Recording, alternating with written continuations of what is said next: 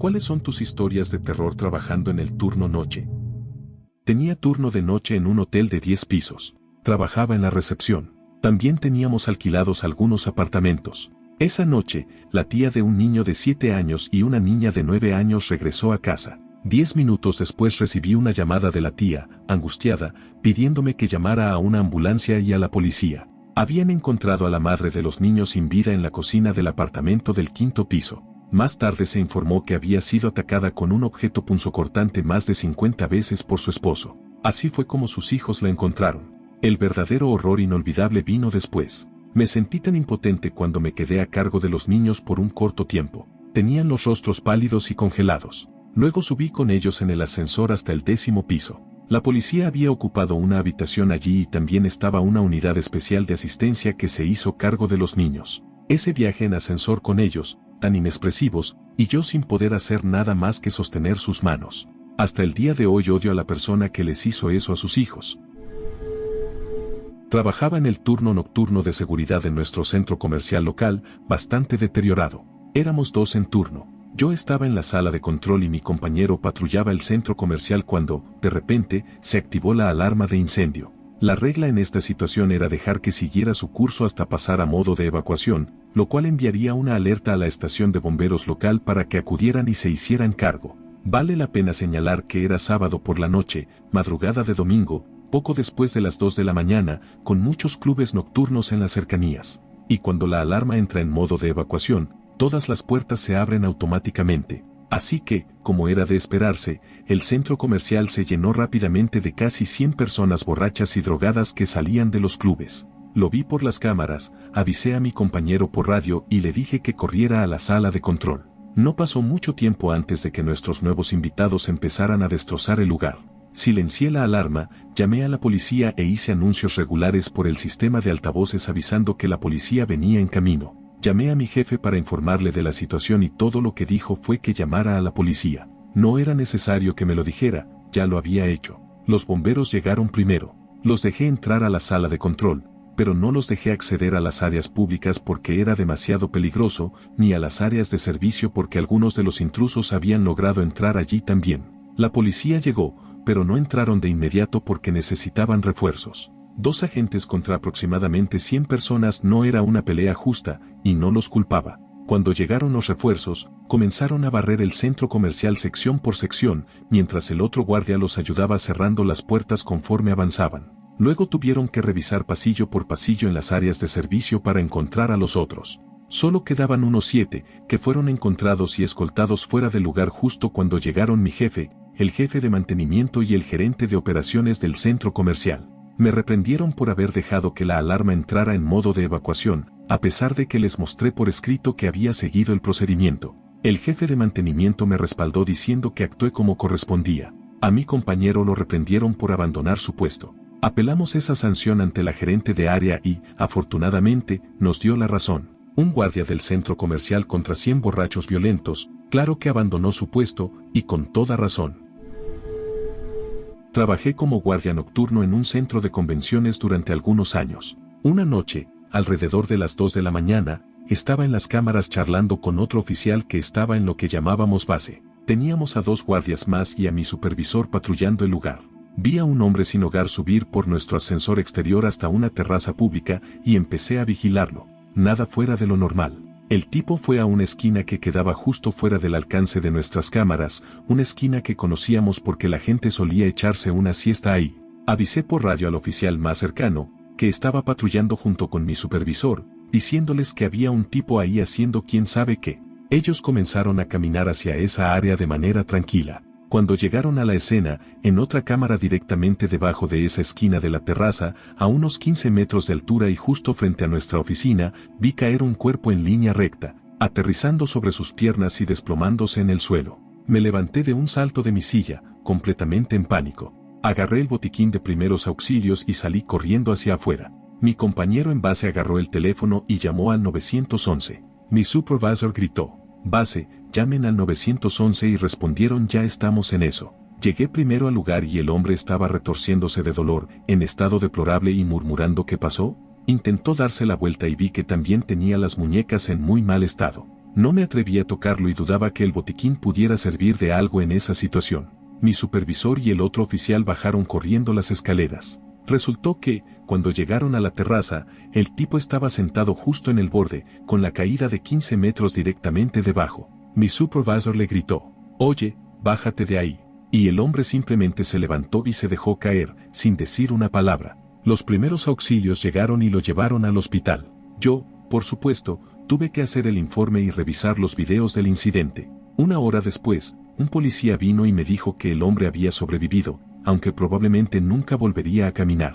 No tenía daños graves en los órganos internos. Ahora viene la coincidencia más grande. Unos días después recibí a un nuevo compañero de cuarto, que trajo a su novia a la casa. Estábamos charlando, tomando algo, cuando les conté que trabajaba en seguridad en tal centro. Entonces la novia de mi compañero de cuarto dice: ¿no fue ahí donde un hombre sin hogar cayó de la terraza y casi pierde la vida? ¿Qué carajo? ¿Cómo lo sabía? No hubo cobertura en los medios. Ella no estaba ahí. Resulta que era la madrina de los hijos del hombre, mejor amiga de la madre. Me contó que él era un alcohólico y adicto que siempre tenía problemas con la policía y que había estado entrando y saliendo de la cárcel varias veces. Cuando intentó quitarse la vida, ella recibió la llamada y fue al hospital con la madre para verlo. Me confirmó que estaba en estado crítico pero que iba a sobrevivir. Poco después, ella y mi compañero de cuarto rompieron y nunca más la volví a ver. Trabajaba de seguridad nocturna en un museo. Usualmente hacía el segundo turno, de 3 de la tarde a 11 de la noche, pero a menudo cubría el turno de madrugada para algunos compañeros y así ganar dinero extra. Una noche, estaba haciendo un turno doble, de 3 de la tarde a 7 de la mañana, y durante el segundo turno trabajaba completamente solo. Mi compañero se fue a las 11 de la noche y le dije adiós mientras preparaba café. Todo estaba tranquilo y normal. Estaba tomando café, escuchando un podcast y revisando Reddit cuando vi que los sensores de movimiento empezaron a activarse. Así que encendí las luces y miré las cámaras. El sistema de sensores de movimiento me indicaba en qué parte del edificio había movimiento. Empecé a seguir el sensor en conjunto con las cámaras, pero aunque el movimiento se desplazaba, no había absolutamente nada en las grabaciones. Entonces empecé a preocuparme. Agarré una linterna, que también servía como bastón de defensa, supongo, el teléfono por si necesitaba llamar a las autoridades, y mi taza de café. Mientras juntaba todo, algo empezó a golpear la puerta del muelle de carga, que conectaba la oficina de seguridad con el resto del museo. Sonaba como si alguien hubiera arrojado un martillo contra la puerta, pero al revisar la grabación de la cámara, no había nada. Subí hasta el área donde se activaban los sensores, y no había nada, excepto por el olor. Había un olor a pelo quemado por todos lados donde iba. Así que empecé a preocuparme por un posible incendio, pero nuestro sistema de incendio solía activarse hasta con el polvo, así que era extremadamente sensible, y eso me preocupaba, porque el sistema no se estaba activando. Luego sentí como todo el vello de mi espalda se erizaba, pero no había nada a mi alrededor. Fue espeluznante, así que corrí de vuelta a la oficina y decidí no hacer el resto de mis rondas esa noche, mantener las luces encendidas y monitorear las cámaras hasta que llegara el próximo turno. Trabajo en un huerto de manzanas.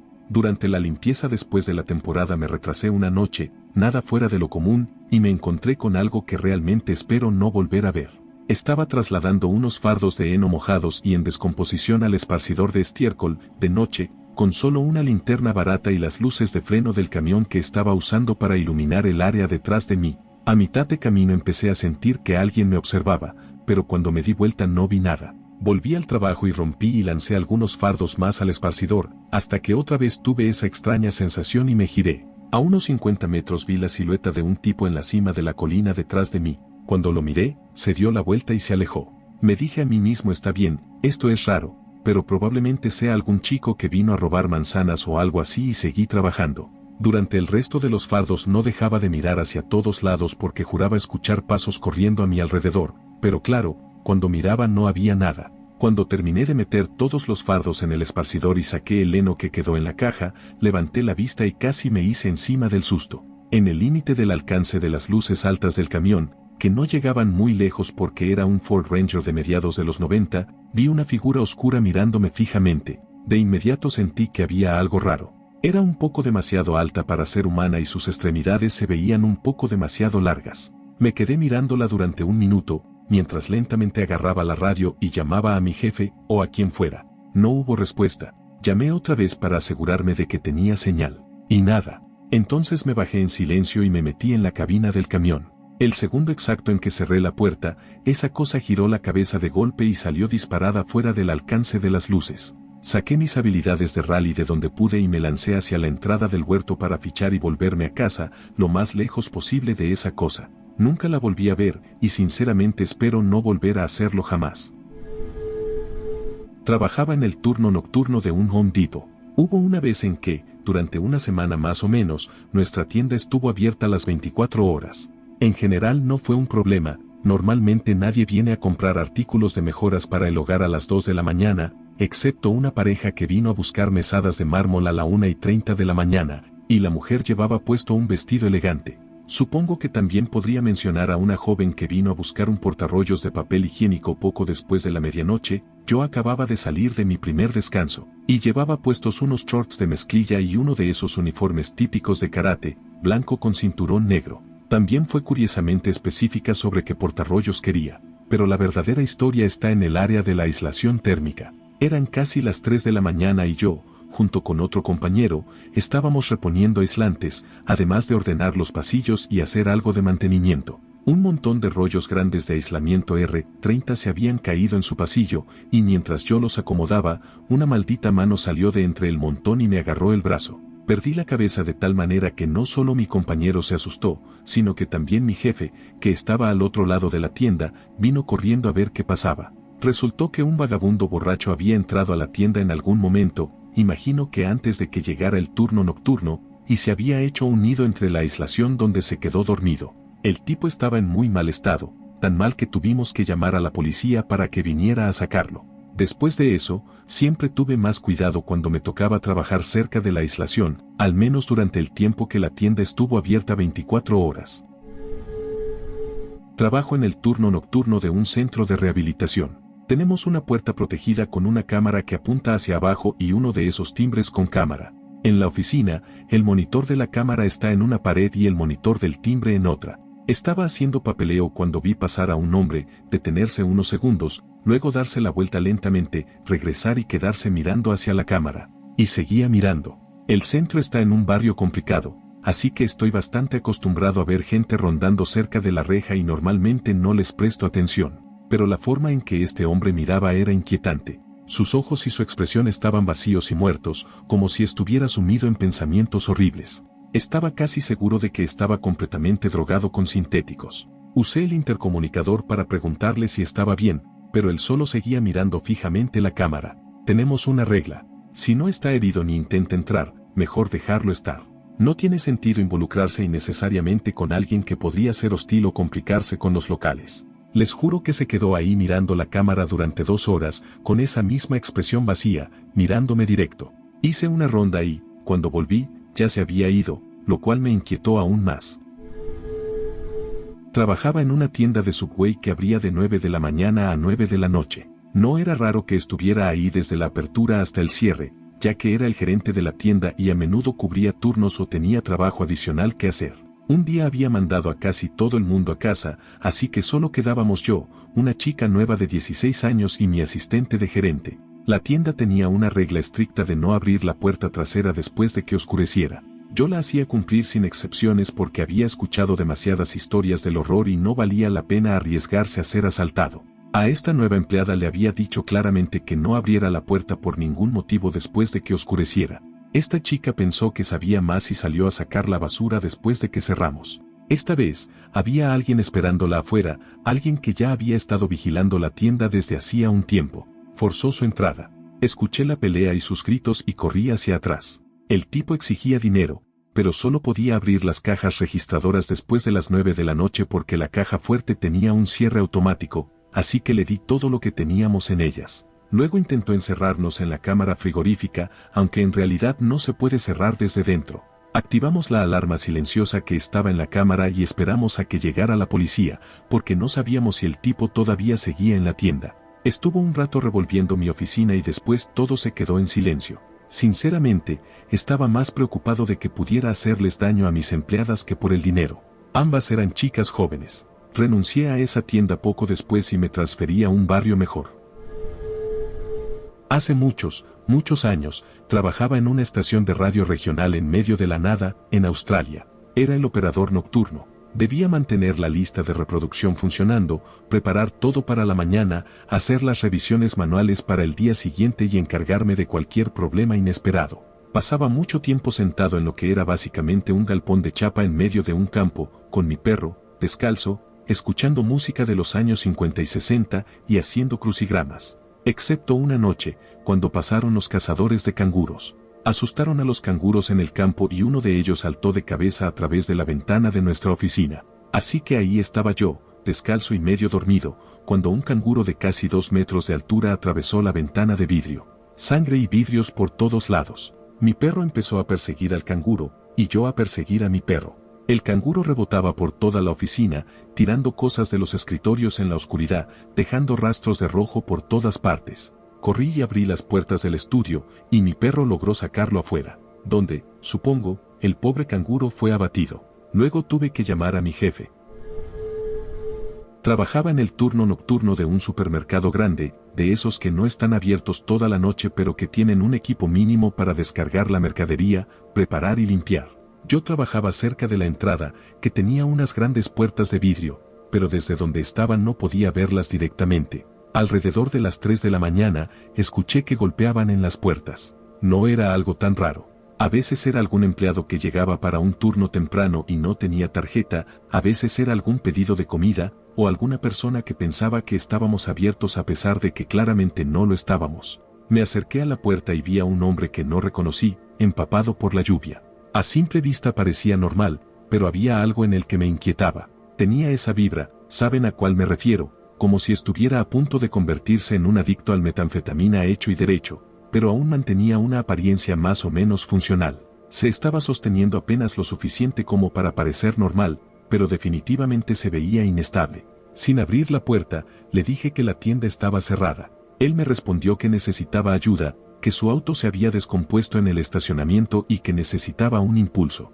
Yo no manejaba, así que le dije que no podía ayudarlo. Ahí debía haberme retirado, pero me dio lástima verlo bajo la lluvia, así que le dije que vería si alguien de nuestro pequeño equipo podía hacerlo. Encontré a un compañero que estaba dispuesto a ayudar y también avisé al encargado de turno. Salimos, y resulta que estaba estacionado un poco alejado de la entrada, en un lugar bastante apartado, y había una mujer con él. Ella tenía la misma vibra, casi normal, pero no del todo. No lo capté de inmediato, pero asumí que habían estado teniendo algo en el auto, quizás dejaron el radio o las luces encendidas y agotaron la batería. Para mí, eso explicaba la sensación rara. Se sentían avergonzados o culpables, y eso se les notaba. Mi compañero se acercó para intentar darles el impulso. El encargado y yo nos quedamos cerca, vigilando. La pareja seguía mirándonos de reojo de una manera incómoda. Al rato, mi compañero volvió apurado y nos hizo regresar adentro. No vimos que se fueran, lo cual ya era raro.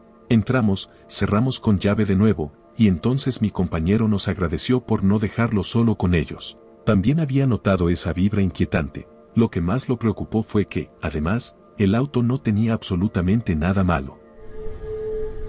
Una vez me quedé trabajando hasta tarde pintando decorados en el teatro de un campus universitario. Era tarde, estaba completamente oscuro afuera y el edificio estaba muy silencioso. Algunos de nosotros estábamos sobre el escenario, sin hablar mucho, simplemente ocupándonos de lo nuestro, cuando de repente vi por el rabillo del ojo algo pasar muy rápido frente a la puerta abierta que daba al vestíbulo. ¿Qué carajo? Luego pasó otra vez y esta vez pude ver qué era. Era un tipo de pelo largo, en pijama, sin medias ni zapatos. Caminaba de puntitas de manera exagerada, levantando mucho las rodillas y sonriendo.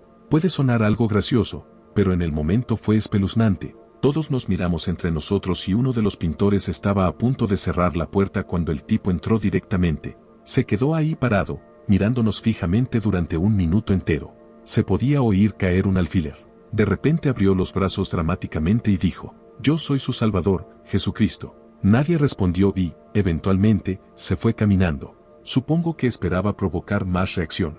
Cerramos y trabamos la puerta de inmediato y llamamos a seguridad. No parecieron impresionados. Resultó ser un paciente psiquiátrico de un hogar grupal que estaba cerca y que ya había hecho esto varias veces. Ya no quiero trabajar en un teatro de noche. Era las 3 de la mañana. Trabajaba en una cafetería canadiense popular. Solo había un viejo panadero en la parte trasera, que rara vez interactuaba conmigo más allá de algún chiste subido de tono o una canción aún más vulgar de sus días en la marina.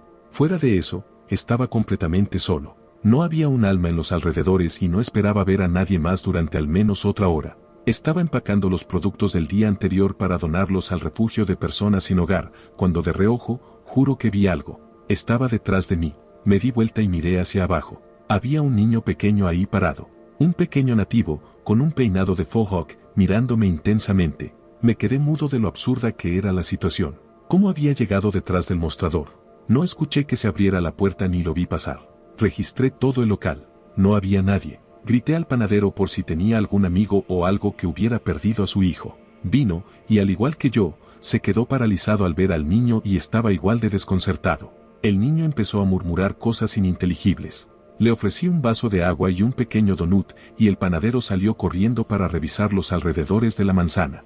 Yo llamé a la línea de emergencias no urgentes y les expliqué que tenía a un niño pequeño sin sus padres. No lograba sacar ninguna información de él, solo murmuraba y hacía gestos débiles. Llegó la policía. El panadero regresó diciendo que no había encontrado a nadie en la calle. El encargado de la tienda de la esquina, que estaba abierta las 24 horas, dijo que estaría atento. La policía intentó hablar con el niño, pero tampoco pudieron obtener nada claro. Se lo llevaron. Volví a ver a los policías en la mañana cuando vinieron por su café y me contaron que el pequeño había caminado varios kilómetros desde la reserva más cercana en plena noche hasta llegar a mi tienda. Estaba sin la supervisión de sus padres y simplemente salió de la casa. No lo podía creer. Ese pobre niño debió haber tardado horas en llegar hasta mí. Verlo ahí detrás de mí en plena noche todavía me estremece. Me asustó más que el tipo que me tiró una cafetera encima, la mujer que intentó apuñalarme con una cuchara de plástico porque me negué a darle una de metal, y el hombre que esperó 4 horas con la esperanza de encontrarme solo para darme una lección porque no teníamos el tipo de bagel que quería.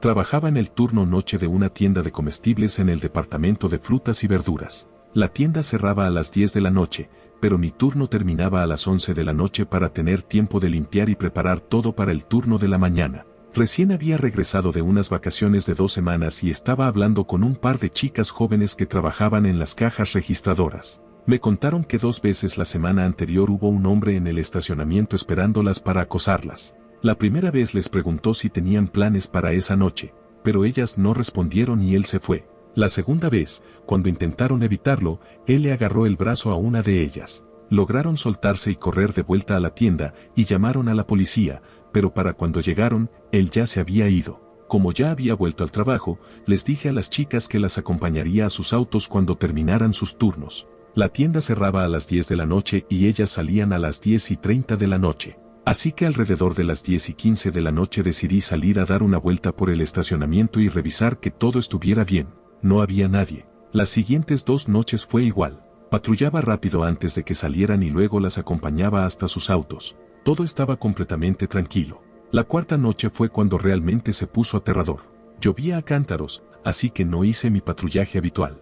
Solo una chica terminaba tarde ese día, así que cuando terminó, me dio sus llaves y yo iba a llevar su auto hasta la entrada de la tienda para que ella pudiera subirse directo y salir.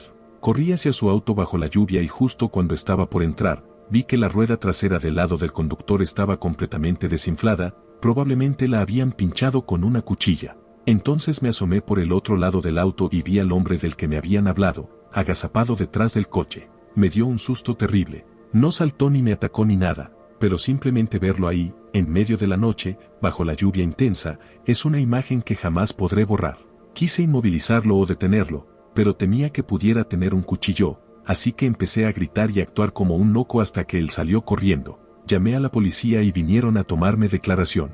La chica estaba muy alterada por lo de su auto y por lo que le conté que había pasado, pero terminó esperando a que yo terminara mi turno para llevarla a su casa. Dejó su coche en la tienda hasta el día siguiente, cuando ya era de día y no llovía, y así pudieron cambiarle la rueda. Al día siguiente fui a la tienda para hablar con el gerente sobre lo que pasó y le pedí revisar las grabaciones de seguridad, ya que yo no tenía acceso a ellas. Después de ver lo que había sucedido la noche anterior, revisamos también las 3 noches anteriores, y casi me da algo con lo que vimos. Resulta que el mismo tipo había estado ahí todas esas noches en las que supuestamente no pasó nada. Estuvo merodeando por el estacionamiento alrededor de las 10 de la noche después del cierre, y a las 10:15 de la noche, cuando yo salía a hacer mi patrullaje rápido, se escondía en los arbustos y plantas alrededor del estacionamiento. Después de que las chicas se subían a sus autos y se iban, él esperaba unos minutos más y luego se marchaba. Aunque ya no trabajo en esa tienda, ahora es obligatorio que quien esté a cargo de cerrar acompañe siempre a los empleados hasta sus autos. Por fin un lugar donde puedo contar mi historia. En mi trabajo anterior, era un muestreador de carbón de guardia. Eso implicaba que podían llamarme en cualquier momento y mandarme a cualquier lugar. A veces, te obligaban a hacer turnos dobles. Ese fue un día doble. Salí de casa a las 5 de la mañana, trabajé 10 horas y luego me dijeron que manejara 2 horas en 45 minutos y trabajara hasta que llegara el relevo. El relevo finalmente llegó alrededor de las 12:30 de la mañana y aquí, niños, es donde comienza la diversión. No tuve tiempo de cargar gasolina antes de ir a la segunda mitad del turno. Luego, para cuando terminé en el sitio de trabajo y me dirigía a casa, ya lo había olvidado. Hasta que, claro, la camioneta me recordó que tenía sed.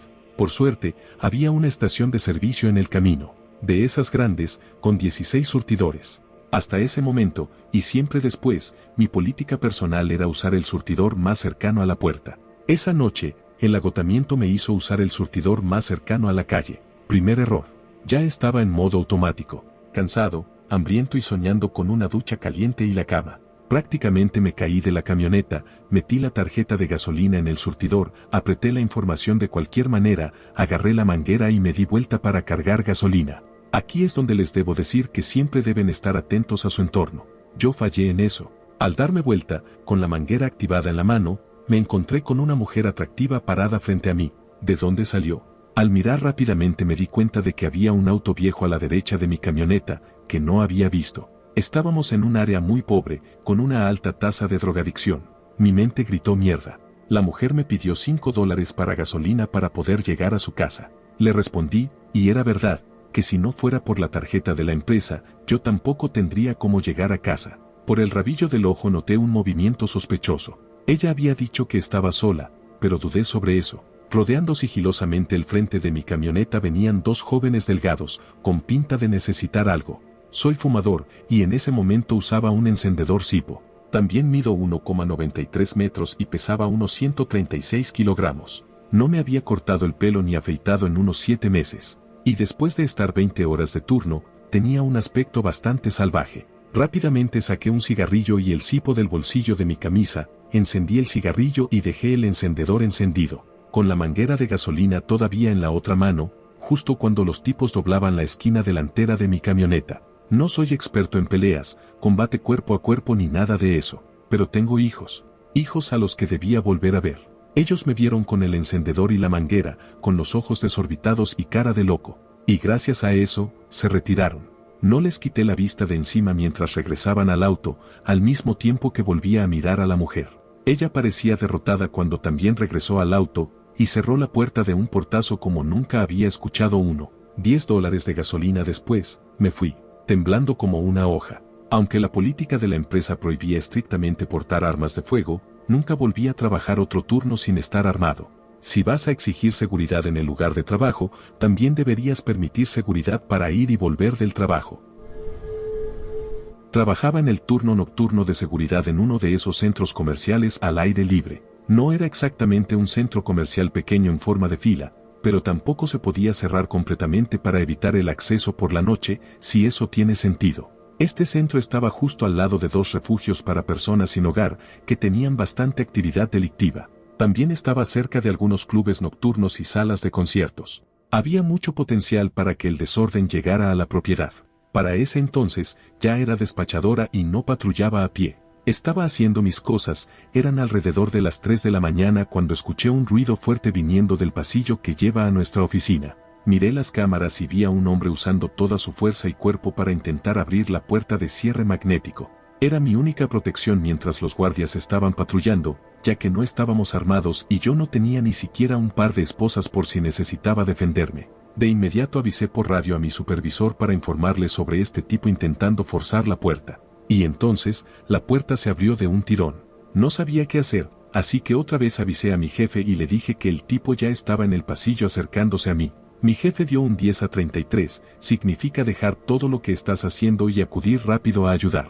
Mientras esperaba a que todo el equipo llegara, veía en las cámaras como el tipo avanzaba tranquilamente por el pasillo hacia mi oficina. Acababa de arrancar una cerradura magnética como un gorila en esteroides y ahora caminaba como si viniera a preguntar por objetos perdidos. Mi corazón latía con fuerza, pero pensé que si caminaba así, probablemente no venía a matarme. Me quedé sentada, mirando la puerta, esperando a que entrara. Busqué alrededor por si encontraba algo que pudiera usar a mi favor si se ponía agresivo. Era una chica de 1,68 metros, 73 kilogramos, 20 años, desarmada, y venía hacia mí un hombre con fuerza de camión. No iba a respetar las reglas si ese hombre intentaba hacerme daño, iba a encontrar algo para defenderme, pero no fue necesario. Entró calmadamente y se sentó en una silla que usamos para los detenidos. Respiraba agitadamente y le pregunté algo como ¿en qué puedo ayudarte? Cuando logró recuperar un poco el aliento, pidió agua. Mientras se la traía, me explicó que había estado en un concierto cercano y lo habían asaltado.